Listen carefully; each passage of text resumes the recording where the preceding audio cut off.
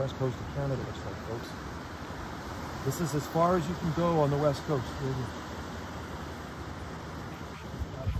And we've got cottages up above. How nice. I love the sound of the ocean.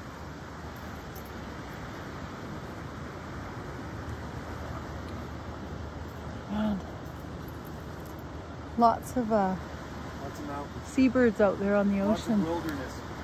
Look at the moss growing up that tree too. Well, they do get a lot of Beautiful. rain over. You guys can look up the rainfall for Port Renfrew. Like I say, Port Renfrew. You get any farther west than this on the west coast.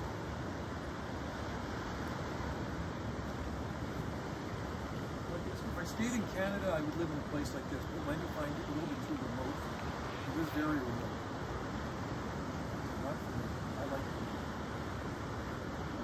So we have all the wildlife here. I like this, Oh, but I like this. but as far as having you don't really have a grocery store out here. There's one tiny little restaurant. There's not a lot out here, so you'd have to drive to. Crashing up on the shore on the other side. You have to go to Cowichan Lake. See them way on the other